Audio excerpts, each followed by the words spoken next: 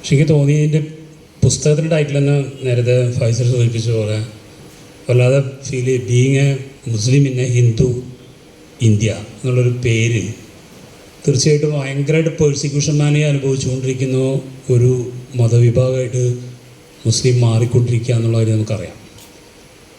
അത് ശക്തമായി നമുക്കറിയാം. ബാബരി മസ്ജിദിൻ്റെ ഡിമോളിഷന് ശേഷം പിന്നെ ഗുജറാത്തിലെ വംശഹത്യയ്ക്ക് ശേഷം ഞങ്ങൾ ഇന്ത്യയിൽ എങ്ങനെയാണ് ജീവിക്കുക എന്നുള്ള രീതിയിലുള്ള വേവലാതി തീർച്ചയായിട്ടും ആ സമുദായത്തിന് നന്നായിട്ട് വന്നിട്ടുണ്ട്. തുടർന്നുണ്ടായിട്ടുള്ള ഇന്ത്യയിലുണ്ടായ സംഭവങ്ങളാണ് ആ പുസ്തകത്തിലൂടെ പറയുന്നത്. ശരിക്കും പറഞ്ഞാൽ ഓരോ ഇൻസിഡൻസും വേണ്ടത്ര പിന്നെ പത്രങ്ങൾ പലതിനും കവർ ചെയ്തിട്ടില്ല, അല്ലെങ്കിൽ പത്രങ്ങളോ മാധ്യമങ്ങൾ കവർ ചെയ്യാത്ത വിഷയങ്ങൾ. പക്ഷേ നമ്മുടെയൊക്കെ തന്നെ ചെവികളിലേക്ക് എത്തിച്ചേർന്ന കുറേ കാര്യങ്ങളാണ് അതിൽ പറയുന്നത്. പക്ഷെ നമ്മളെ സംബന്ധിച്ചുള്ള പ്രശ്നം എന്ന് പറഞ്ഞാൽ ഓരോ സംഗതികളും നമ്മൾ കേട്ടു അന്നൊന്നും ഞെട്ടും. ഇപ്പോൾ അക്കലക്കനെ പോലുള്ള ഒരാളെ നേരത്തെ ഇവിടെ സൂചിപ്പിച്ചതുപോലെ അപ്പം മാംസം ഫ്രിഡ്ജിൽ വെച്ചു എന്നുള്ള കാര്യത്തിലാണ് തലേദിവസം വരെ വളരെ സൗഹൃദത്തിൽ നിന്നിരുന്ന ആളുകൾ തന്നെയാണ് ഇപ്പം അമ്പലത്തിലൊരു മണി മുഴക്കിക്കൊണ്ട് ആൾക്കാരെ കൂട്ടി ആ വൃദ്ധനെ തല്ലി കൊല്ലുന്നത്. ശരിക്കും പറഞ്ഞത് അന്ന് നമുക്കൊരു ഞെട്ടലുണ്ടായി. പക്ഷെ തുടർന്ന് ഇത്തരത്തിലുള്ള ഈ പശുവിൻ്റെ പേരിലുള്ള ധാരാളം കൊലപാതകങ്ങൾ നടന്നു.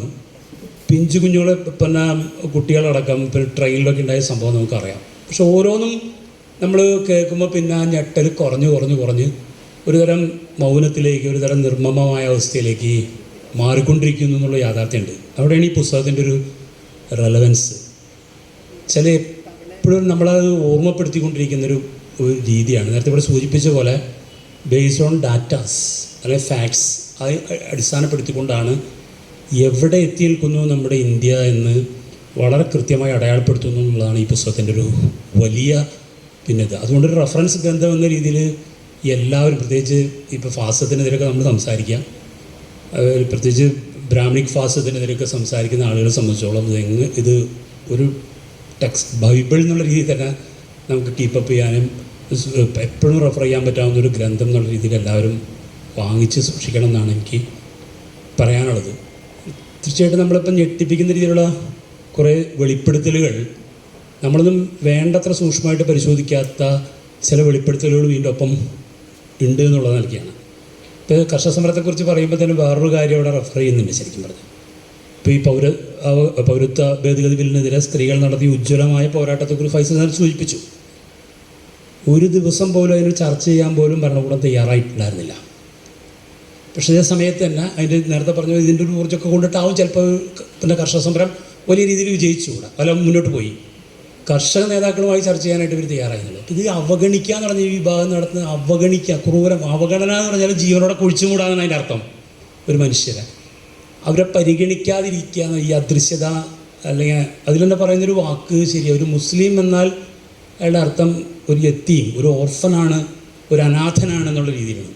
ഞാൻ പറയാം അത്രമാത്രം ഭീകരമായ രീതിയിൽ. ഇപ്പം നേരത്തെ ഇപ്പോൾ സെലീന ചേച്ചി സൂചിപ്പിച്ച കേരളത്തിലൊക്കെ തന്നെ ഈ പ്രശ്നമുണ്ട് വളരെ. അല്ല നമ്മൾ വളരെ പിന്നെ സജീവമായി സാമൂഹ്യ രംഗത്ത് പ്രവർത്തിക്കുന്നു എന്നൊക്കെ തോന്നുന്ന ആളുകളുടെ ഉള്ളിലുള്ള, എന്നോട് പേഴ്സണലായിട്ട് പറഞ്ഞ വലിയ പ്രഭാഷകയും ഒക്കെയാണ്, പേര് ഞാൻ പറയുന്നില്ല, അവിടെ പറഞ്ഞ വലിയ പ്രശ്നമാണ്.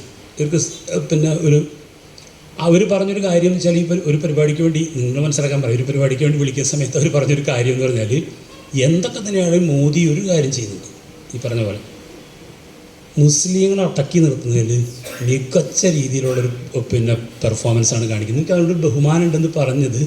അപ്പോൾ ഒരിക്കലും അങ്ങനത്തെ ഒരു പ്രതികരണം പ്രതീക്ഷിക്കാത്ത ഒരു പിന്നെ സാമൂഹ്യ പ്രവർത്തകയിൽ നിന്നാണ് കേട്ടതെന്നുള്ളത്. ഞാൻ പറഞ്ഞത് ഇത് വലിയ പ്രശ്നമാണ്. നമ്മളൊക്കെ പറയുമ്പോഴും അറിയാതെ തന്നെ അത് അങ്ങനത്തെ ഒരു നിലനിൽക്കുന്നുള്ളൂ. ഇത് ഓർമ്മപ്പെടുത്തുന്ന രീതിയിൽ ഈ പുസ്തകം വല്ലാതെ മുന്നോട്ട് പോകുന്നുണ്ട്. ഈ പേരുമാറ്റം മാത്രമല്ല, ഇപ്പോൾ ചെങ്കോട്ട അത് ചോദിക്കുന്നൊരു അതിൽ ഉന്നയിക്കുന്നൊരു പ്രശ്നമുണ്ട് ശരിക്കും പറഞ്ഞാൽ. ഇപ്പോൾ അക്ബർ കോട്ടയെ അജ്മീർ കോട്ട എന്നുള്ള രീതിയിൽ പേര് മാറ്റുന്നു. അപ്പോൾ എനിക്ക് തോന്നുന്നു സമാജ്വാദിയുടെ ഒരു നേതാവാണ് ചോദിച്ചത്, ചെങ്കോട്ടയിൽ ഈ ത്രിവർണ്ണ പതാക സ്വാതന്ത്ര്യത്തിന് ഉയർത്തുന്നത് നിർത്താൻ മോദി തയ്യാറാവുമോ? ഇല്ല. അല്ലെങ്കിൽ യുനെസ്കോയുടെ പിന്നെ ഈ ചരിത്ര സ്മാരകങ്ങളിലൊന്നാണ് ചെങ്കോട്ട, അത് പിന്നെ വേണ്ടാന്ന് പറയാനായിട്ട് യുനെസ്കോട് അഭ്യർത്ഥിക്കാനായിട്ട് പറ്റും. വെച്ചാൽ ചില പൈതൃകങ്ങൾ അങ്ങനെ സൂക്ഷിക്കുകയാണ് ചെയ്യണത്. അത് ഭരണസിരാ കേന്ദ്രം എന്നുള്ള എനിക്ക് ചെങ്കോട്ട വേണം. ഞാൻ പറഞ്ഞു. പക്ഷേ അതേ സമയത്ത് മറ്റു പേരുകളൊക്കെ തന്നെ മാറ്റിക്കൊണ്ടിരിക്കുന്നു എന്നുള്ളത് ഒരു ചെറിയ കാര്യമല്ല ശരിക്കും. അവർ വളരെ ബോധപൂർവ്വം ചെയ്തുകൊണ്ടിരിക്കുന്ന കാര്യങ്ങളാണ്. ഇങ്ങനെ നമ്മളൊരു കൺസെൻറ്റ്, സിവിൽ സൊസൈറ്റിയുടെ ഒരു കൺസെൻറ്റ് തന്നെ വളരെ പുരോഗമനപരമെന്ന് വിശ്വസിക്കുന്ന ആളുകളെ പോലും ചാഞ്ചാടിക്കാവുന്ന രീതിയിലുള്ള പിന്നെ ഇടപെടലുകൾ ഭരണകൂടം നടത്തുന്നതിനെ സൂക്ഷ്മമായി ചെറുക്കുന്നു എന്നുള്ളതാണ്, ഓർമ്മപ്പെടുത്തിക്കൊണ്ടിരിക്കുന്നു എന്നുള്ളതാണ് ഈ പുസ്തകത്തിൻ്റെ പ്രസക്തി. ഇവിടെ ഞാൻ നേരത്തെ സൂചിപ്പിച്ച പോലെ എല്ലാവരും ഈ പുസ്തകം മേടിച്ച് സൂക്ഷിക്കണം എന്നുള്ളതാണ്. അത് വളരെയേറെ ഇൻഫോർമേറ്റീവാണ്.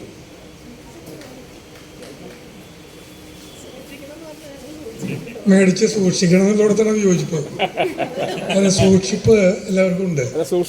നമ്മളത് കേശാദിപാദം അതിസൂക്ഷ്മമായിട്ട് വായിക്കണം. വായിക്കുകയും മനസ്സിലാക്കുകയും മറ്റുള്ളവർ പറയും വേണം. അത് നമ്മൾ നമ്മൾ വായിച്ചത് തന്നെ വേണ്ടത്ര വായിച്ചതല്ല എന്നുള്ളതാണ്. അപ്പോൾ നേരത്തെ സെലീന പറഞ്ഞു ഷാജഹാൻ നിർമ്മിച്ച താജ്മഹലിനെ കുറിച്ചൊക്കെ. അതൊക്കെ ആ ഒരു വാക്യം തന്നെ റദ്ദായിട്ട് പോയിട്ട് കുറേ കാലമായി. താജ്മഹൽ നിർമ്മിച്ചത് ആര്? ഭാരതത്തിൽ കവിതയുണ്ട്, അത് ഷാജഹാനാണോ? ഒരു കല്ലെങ്കിലും ചോദിച്ചിട്ടുണ്ടോ? ഈ ലോകത്തെ സപ്താതിശയങ്ങൾ മുഴുവൻ നിർമ്മിച്ചത് ആര്?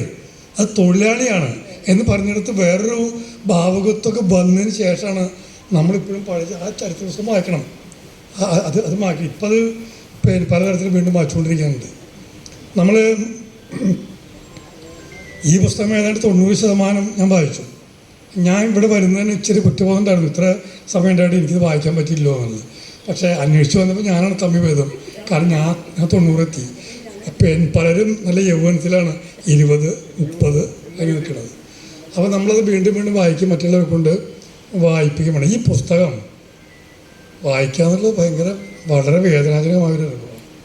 ഞാൻ ഇത്ര പ്രയാസം ഓരോ പേജ് വായിക്കുമ്പോഴും ശരീരത്തിന് തീ പിടിച്ച പോലെ എന്നാണോ പറയേണ്ടത്? അങ്ങനെയാണ്. ഒരു പേജിൽ നിന്ന് മറ്റൊന്നിലേക്ക് കടന്നു പോകാൻ ഭയപ്പെട്ടുകൊണ്ടാണ് നമ്മൾ ഈ പുസ്തകം വായിച്ചുകൊണ്ടിരിക്കുന്നത്. അത്രയേറെ പ്രയാസകരമായ സംഭവങ്ങൾ ജീവിതത്തിൽ ഒരിക്കലും ആർക്കും സംഭവിക്കരുത് എന്ന് നാം വിചാരിച്ച സംഗതികളാണ് നമ്മുടെ അയൽവക്കത്തുള്ളവർ, നമ്മുടെ ഒപ്പമുള്ളവർ ഒക്കെ ഇന്ത്യയിൽ നേരിട്ടുകൊണ്ടിരിക്കുന്നത്. അങ്ങനെ ഒരു ഇന്ത്യ എന്നുള്ളതില്ല. നേരത്തെ 2 ഇന്ത്യ എന്നാണ് ഇക്ബാൽ പറഞ്ഞത്. 2 ഇന്ത്യയല്ല, ഒരുപാട് ഇന്ത്യകളുണ്ട് എന്നുള്ളതാണ് നമ്മൾ എല്ലാം ഇങ്ങനെ വിഭജിച്ച് വേർതിരിച്ച് പല തട്ടുകളിൽ നിൽക്കുകയാണ് ചെയ്യുന്നത്. ഇങ്ങനെ അത്യന്തം വിഭജിതമായൊരു നാട്, എല്ലാവരും ജാതിയിലേക്കും മതത്തിലേക്കും വീണ്ടും വീണ്ടും എഴുന്നള്ളിക്കപ്പെടുന്നു എന്ന് മാത്രമല്ല, എല്ലാ മതങ്ങളും ജാതികളും ആയുധമെടുക്കുന്നു, സായുധവൽക്കരിക്കുന്നു എന്ന് മാത്രമല്ല, ഈ കുടുക്കിലേക്ക് എല്ലാവരും കൊണ്ടുവരികയും ചെയ്യുന്നു. ശരിക്കും ഒരു മുസ്ലിം അനുഭവിക്കുന്നു എന്ന് പറയാവുന്ന പോലെയുള്ള ഒറ്റപ്പെടൽ ഏത് ജാതിയുടെ ഒരാൾക്കൂട്ടത്തിൽ നിൽക്കാതെ ആ ജാതിയിൽ നിന്ന് മാറി ഒറ്റക്കൊരു നാട്ടുപുറത്ത് താമസിക്കുന്ന ഒരാളുടെ കാര്യം ചിന്തിച്ചിട്ടുണ്ടോ? അങ്ങനെയാണ് ഒറ്റയ്ക്ക് ആ നാട്ടിൽ ആ ജാതിയാൽ ബഹിഷ്കരിക്കപ്പെട്ട് ജീവിക്കേണ്ടി വരുന്ന ഒരു കുടുംബത്തിൻ്റെ മാനസികാവസ്ഥ ഈ പറഞ്ഞതിനേക്കാളും ഒട്ടും ചെറുതൊന്നുമില്ല. എൻ്റെ നാട്ടിൽ NSSൽ മെമ്പർഷിപ്പില്ലാത്ത ഏക വീട് എൻ്റെയാണ്.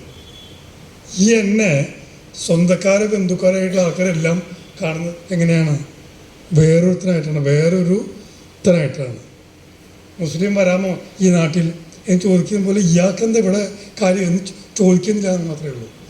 അങ്ങനെ മതത്തിനുള്ളിൽ ഒതുങ്ങി നിൽക്കാൻ, ജാതിക്കുള്ളിൽ ഒതുങ്ങി നിൽക്കാൻ തയ്യാറാകാത്തവർക്ക് ഒതുങ്ങി സ്വസ്ഥമായിട്ട് ജീവിക്കാൻ കഴിയാത്ത വിധത്തിൽ സായുധമായ ഒരു ഇതാണ് ചുറ്റും സംഭവിച്ചുകൊണ്ടിരിക്കുന്നത്. ഒരു നരേന്ദ്രമോദി അല്ല ഇന്ത്യയിലുള്ളത്. ഈ മോഡിയേക്കാൾ മോഡിയുള്ള അനേകം മോഡിമാർ നിരനിരയെ നിൽക്കുന്നുണ്ട്.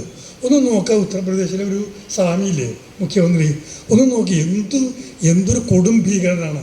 അയാളുടെ ഓരോ വാക്കിലും ഓരോ പ്രവൃത്തിയിലും വരുന്നത്. അത് കൊണ്ടുവന്ന് ഇടിച്ച് ബുൾഡോസർ കൊണ്ടുവന്ന് നിരത്താണ്. സുപ്രീം കോടതിയുടെ നേരെ മുമ്പിലാണ്, എല്ലാ നീതിന്യായ വ്യവസ്ഥയുടെയും നേരെ മുമ്പിലാണ്. ഇവരെല്ലാവരും നോക്കി നിൽക്കുക. ഇതെല്ലാം ഇടിച്ചു നിരത്താൻ, മതനിരപേക്ഷതയെ ഇടിച്ചു നിർത്താൻ, ഭരണഘടനയെ ഇടിച്ചു നിർത്താൻ ഒരു മടിയുമില്ലാത്ത മോഡിമാർ നിരനിരയായിട്ട് നിൽക്കുകയാണ്. ഇത് 2014 തുടങ്ങിയൊരു ദേശീയ ദുരന്തമായിട്ടൊന്നുമല്ല.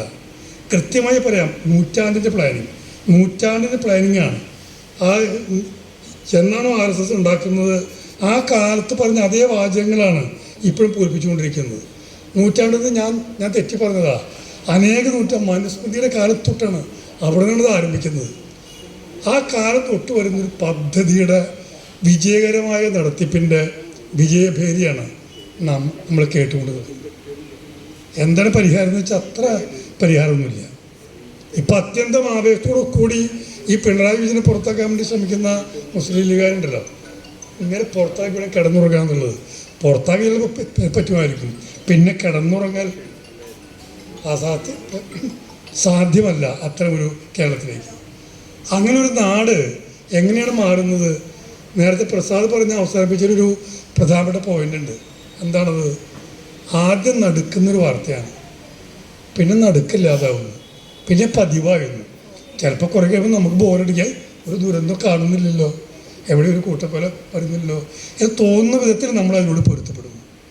ഈ പൊരുത്തപ്പെടലിൻ്റെയും സമരസപ്പെടലിൻ്റെയും കീഴടങ്ങളുടെയും മറക്കലിൻ്റെയും ഒരു ചർമ്മബലമുള്ളൊരു കാലത്തിലേക്ക് ആണ് മാറിക്കൊണ്ടിരിക്കുന്നത്.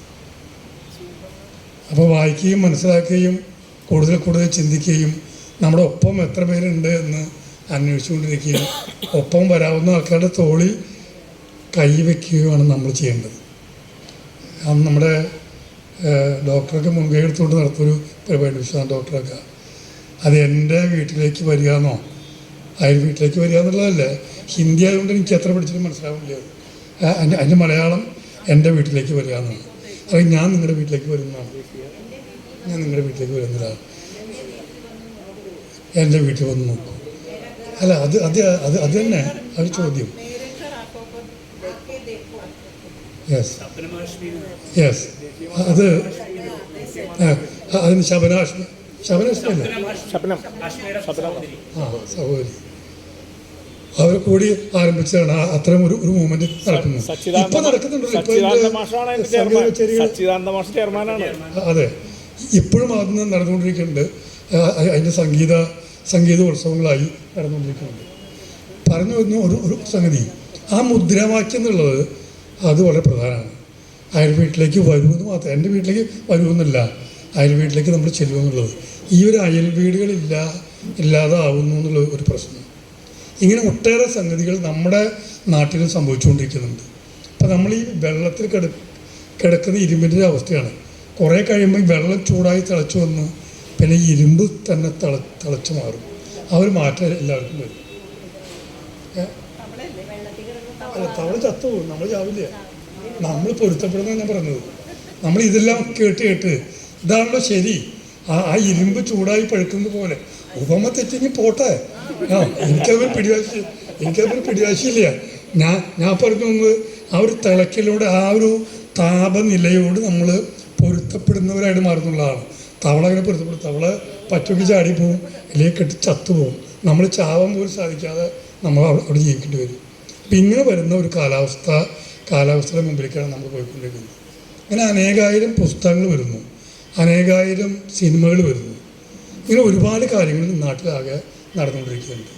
ഇത്തരം കാര്യങ്ങളൊന്ന് സംഘടിതമായി കൂട്ടിച്ചേർന്ന്, അതാണ് സൗദി അറേബ്യയിൽ ചെയ്ത കാര്യത്തെക്കുറിച്ച് പറഞ്ഞപ്പോൾ ഭയങ്കരമായിട്ട് അവരോട് വലിയ ബഹുമാനം ഉണ്ടായി.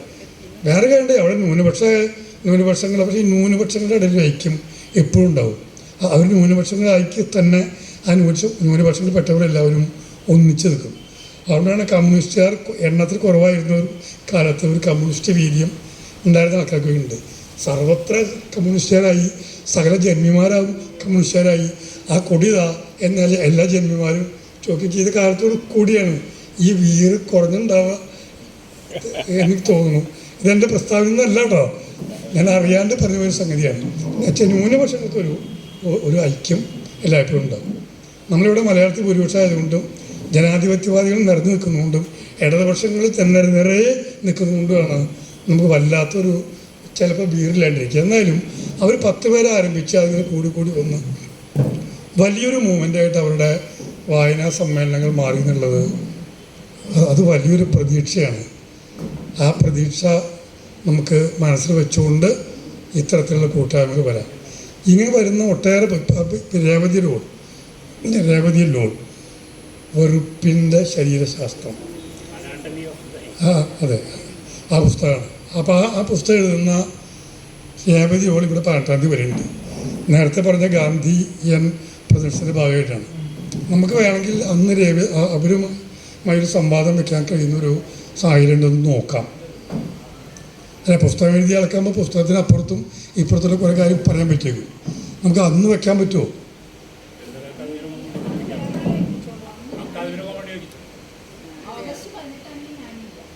എന്ത് പറ്റി? വളരെ മികച്ചൊരു അനുഭവം. അവരെഴുതിയത് നമ്മൾ വായിച്ച് പറയാൻ എന്തായാലും തീർച്ചയായിട്ടും നന്നായിരിക്കും അവർ തന്നെ പറയാനുള്ളത്. അവരന്ന് ഇവിടെ വന്ന് ഗംഭീരമായിട്ട് പറയാറുണ്ട്. ഞാനും പുസ്തകം വായിച്ചു തന്നെയാണ്. അപ്പോൾ 10 പുസ്തകം ഇപ്പോൾ എത്തിയിട്ടുണ്ടാവുമെന്ന് എനിക്ക് തോന്നുന്നു. പുസ്തകം ആവശ്യക്കാർക്കുണ്ടെങ്കിൽ തരാം. 330 രൂപയുടെ പുസ്തകമാണ് 250 രൂപയ്ക്ക് അതിൻ്റെ ആ കമ്മീഷനൊക്കെ കഴിച്ച് കിട്ടും. ഒന്നിച്ച് വാങ്ങുമ്പോൾ ഒന്നിച്ച് കൊണ്ടുവന്നുള്ള പൈസ തരാമെന്ന് പറഞ്ഞിട്ട് പുസ്തകം ഇവിടെ എത്തിയിട്ടുണ്ടെങ്കിൽ എല്ലാവർക്കും തരാം. നമ്മളന്ന് വെക്കാൻ പറ്റുമെന്ന് നോക്കണം. നമുക്ക് ലളിതകല അക്കാദമിയിൽ വെച്ച് തന്നെ ചെയ്യാൻ പറ്റുമെന്ന് നോക്കാം കേട്ടോ. യെസ്, നമുക്കത് നോക്കാം. അപ്പോൾ നമ്മുടെ കൂട്ടായ്മയുടെ അറിയിപ്പ്, ഞാൻ ഷംസുവിന് കൊടുത്തൊരു വാക്ക്, ഇന്ന് അവിടെ നിന്ന് പുറപ്പെടുമ്പോൾ വരുന്ന വഴിക്കും മഴയുണ്ടാവില്ല അക്കാര്യം ഉറപ്പ് വരുത്തുന്നതാണ്. അപ്പോൾ ഷംസു എനിക്ക് ഫോൺ ചെയ്ത് പറഞ്ഞു, മഴ മാത്രം നിർത്തിയ പോലെ ഗംഭീര കാറ്റുണ്ട്, കാറ്റ് നിർത്താൻ പറഞ്ഞപ്പോൾ ഞാൻ ആ കാര്യം ഏറ്റു, ഞാൻ നടപ്പിലാക്കി. ഞാൻ പറയാം, ഈ പണി എന്നെ എപ്പോഴും ഏൽപ്പിക്കരുത്, ഇന്ന് ഞാൻ ചെയ്തിരിക്കുന്നു. യെസ്, അപ്പോൾ നമുക്ക് ഇനി നമ്മുടെ ജയദേവൻ്റെ പ്രഭാഷണമാണ്. നമസ്കാരം. 1-2 കാര്യങ്ങൾ അനുഭവം വെച്ചിട്ട് ഞാൻ സംസാരിക്കാം. പുസ്തകം വായിക്കാൻ തുടങ്ങിയിട്ടേ ഉള്ളൂ. പക്ഷേ നോർത്ത് ഇന്ത്യയിൽ 10-20 വർഷം താമസിച്ച ഒരാളെന്നുള്ള നിലയ്ക്ക് 1-2 അനുഭവങ്ങൾ ഞാൻ നേരിട്ടിട്ടുണ്ട്. അപ്പോൾ ഒന്ന്, എൻ്റെ ഒരു സുഹൃത്തിൻ്റെ വളരെ കൊളീഗാണ്, ഒന്നിച്ച് വർക്ക് ചെയ്യണു. 10-15 വർഷം ഒന്നിച്ച് അടുത്ത സീറ്റിലിരുന്ന് വർക്ക് ചെയ്ത ആളാണ്. അപ്പോൾ അയാൾ ഗൃഹപ്രവേശനം വിളിച്ചു, വീട്ടു താമസമാണ്, ചേച്ചി എന്തായാലും വരണം, മാഡം പ്ലീസ് കം എന്നൊക്കെ പറഞ്ഞു, വലിയ ഇംഗ്ലീഷൊക്കെ പറഞ്ഞു.